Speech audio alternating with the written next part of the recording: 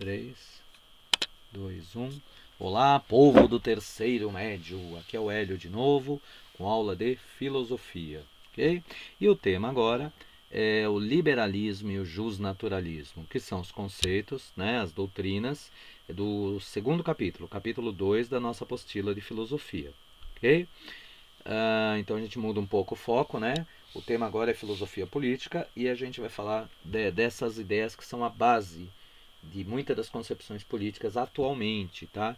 É um conteúdo que tem uma conexão muito forte com a vida atual nossa, a nossa organização econômica e política. Muitas pessoas defendem o neoliberalismo atualmente, tá? Em oposição à esquerda, né? Então é importante a gente conhecer as origens e os princípios que fundamentaram a organização política do mundo hoje. Isso eu acho que é fundamental. E além do que é um tema que tem aparecido muito nos vestibulares, ok? Através de várias questões e própria, né, redação, ok? Então vamos lá. Liberalismo. Então é o seguinte, o pensamento liberal, tá? Surgiu lá por volta do século XVI, né? Tem por base o grande princípio do liberalismo. Você fala, é a liberdade, lógico, né? O próprio nome. Mas essa liberdade é no sentido de igualdade, ok? O princípio da igualdade de todos, isso é fundamental, é a base do liberalismo. Então, assim, todas as pessoas, no caso os homens livres, né? Mas todas as pessoas, né, livres e de igual capacidade, tá? Todos são iguais perante a autoridade, perante o Estado, sendo que o Estado em letra maiúscula a gente entende governo, ok? O governo, ele age no sentido de legitimar essa igualdade, tá? Legitimar, tornar legítima, tornar legal, legal no sentido de leis, ok? Não é o joinha, legal no sentido de ter leis que regulamentem isso, é legal, ou ilegal que vai contra a lei. Então, o princípio de igualdade é com certeza o princípio fundamental do liberalismo, ok?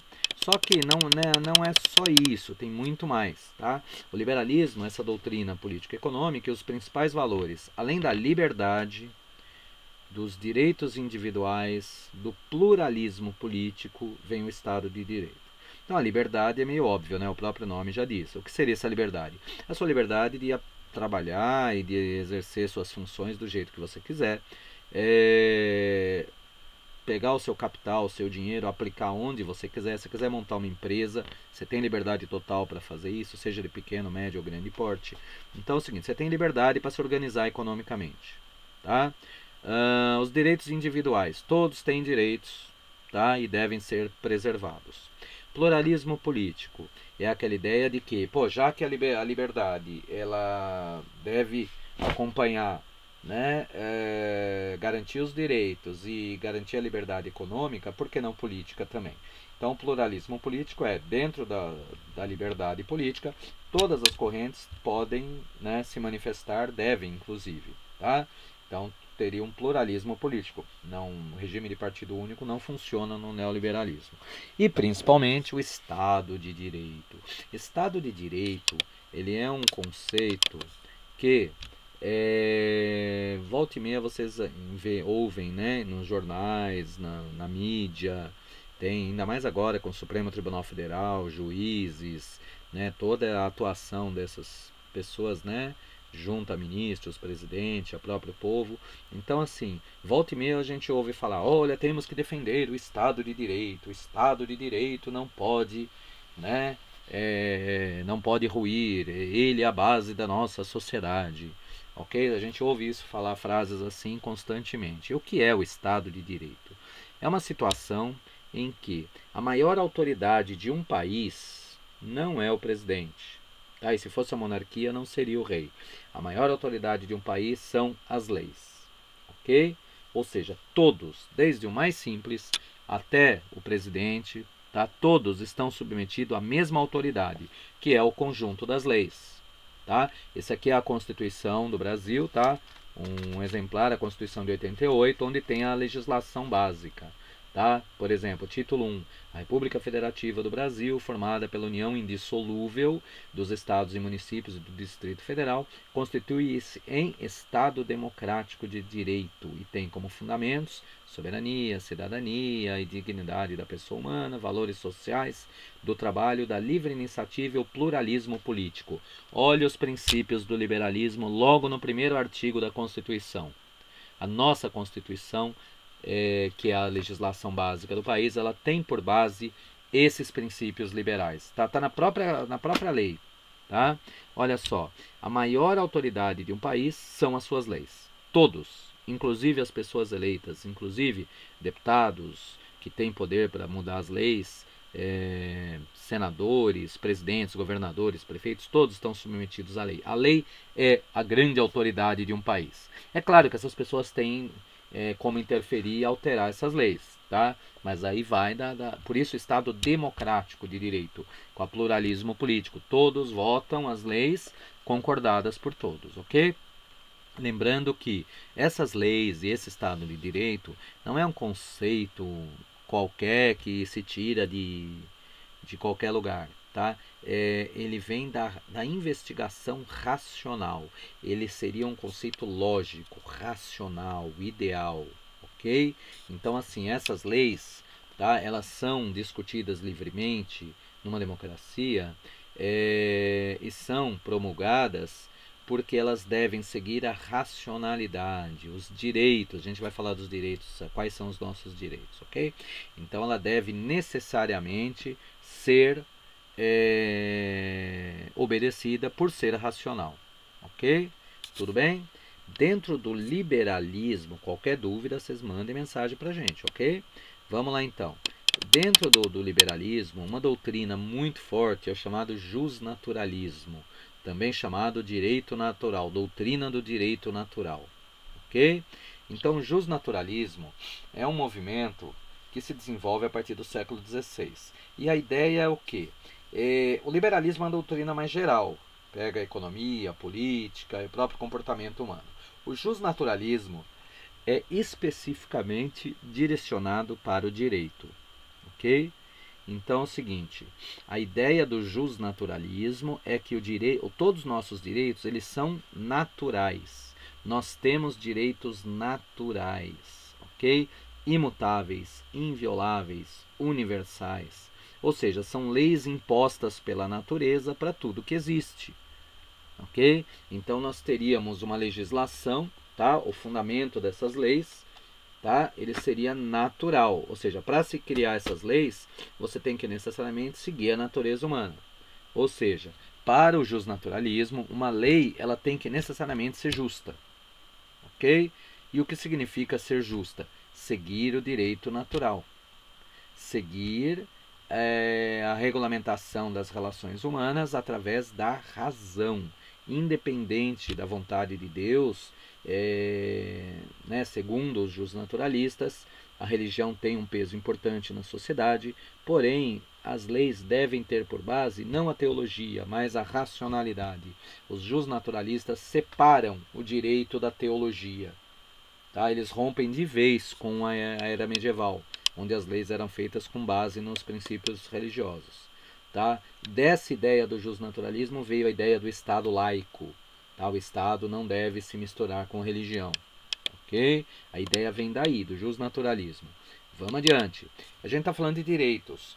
Quais seriam os direitos? Tá? Se o fundamento do direito é a natureza humana, ok? É a nossa natureza, então essas leis universais elas devem ser descobertas por meio do estudo da nossa natureza, da natureza humana, tá? Colocando um sistema único, completo e universal de direitos e deveres, tá? Nós temos direitos e temos deveres, ok? Essa ferramenta é fundamental, por quê? Para impor limites ao absolutismo. Lembra das aulas de história, tá? Do absolutismo inglês, alemão, francês, e da luta contra o absolutismo, as revoluções inglesas, a Revolução Puritana, a Revolução Liberal, não, a Revolução Gloriosa, né? A independência dos Estados Unidos. Então esses fatos, a própria Revolução Francesa, elas vieram tentar quebrar um Estado absolutista, que o Estado absolutista, a maior autoridade era o rei, né? Lembra do Luís XVI lá, né? Letat semoi, Luís XIV, desculpa. Luís XIV, Letat semoi, o Estado sou eu sou o Estado, a personificação do Estado, logo da vontade dele vinham as leis. E tanto o liberalismo quanto o justnaturalismo vieram para quebrar isso, tá? Então as leis são a maior autoridade, não uma pessoa, não um homem. O homem ocupa um cargo, tá? Acima do cargo estão as leis, ok? Mas assim, como a gente consegue com que esse direito chegue, né, no dia a dia das pessoas, tá? Através de um contrato social. Ou seja, nós temos direitos, ok? Direitos naturais. Esses direitos a gente abre mão, né, de uma liberdade completa, certo? Por meio de um pacto, um acordo, um contrato, onde nós abrimos mãos de alguns direitos e cedemos ele para um Estado, tá? Para um Estado no sentido de governo. E esse governo tem a obrigatoriedade de fazer leis, né, que representem a vontade geral. Você quer ver um exemplo da vontade geral? Algum de vocês deseja ser assaltado violentamente, né, ter tirado todos os seus bens e ainda ser agredido? Imagino que não, né? Então, ou seja, se todos pensam assim, isso é um tema da vontade geral, um postulado da vontade geral. Logo, se tem um contrato social que nós cedemos poder para um governo, nós elegemos as pessoas que estão lá, tá, para que façam as leis, essas leis têm que necessariamente proteger os nossos direitos. E as leis têm que necessariamente representar a vontade geral. Se é vontade geral que ninguém seja assaltado, ninguém seja agredido, logo é uma obrigação, é um dever do governo, do Estado, garantir a nossa segurança. Ok? Tudo bem? E quais são os direitos naturais nossos? Nossos principais direitos, chamados direitos naturais. São direito à vida, à liberdade e à propriedade. A propriedade, esse livro aqui é meu, eu comprei, paguei por ele, isso é meu. Ninguém tem o direito de me tomar, a não ser que eu ceda para alguém, aí é diferente. Eu tenho direito à vida e a todas as condições que me garantam a vida, né? Tem moradia, saúde, direito a um trabalho digno, ok? Tudo isso são direitos que me garantem a vida. A liberdade, liberdade de ir e vir, liberdade de pensamento, liberdade de expressão. E a propriedade, tudo que você comprou é seu, ninguém pode tomar. Ou seja, o objetivo fundamental do governo é garantir o direito natural. Ok? É a base, esses direitos naturais são a base de todos os mais. E isso é racional, não é um aleatório qualquer.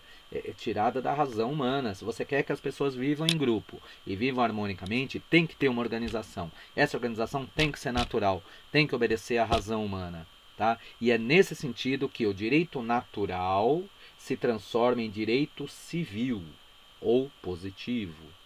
Tá? Lembra do positivismo do Auguste Comte. Então, o direito natural se transforma em direito civil. E aí passa a ser uma lei geral obrigatória. Ou seja, se você desobedece à lei, você desobedece à natureza. Ok? Ou seja, essas leis não podem ser contestadas. Podem ser alteradas, sim. Tá? Os tempos mudam, situações novas vão surgindo, e aí sim tem que se adaptar às leis, mas são livremente votadas de forma racional. Então as pessoas não poderiam contestar as leis do direito civil. Por quê? Porque elas foram elaboradas pela razão humana universal, visando o bem geral. Ok? Essas ideias elas formavam a base teórica para as legislações, para a constituição da legislação dos Estados nacionais. Tudo bem? Então aqui tem alguns exercícios para vocês fazerem, da página 39 e 40, são 4 só, me mandem pelo Classroom. Ok, meu povo? Então, por hoje é isso, muito obrigado pela atenção e até a próxima.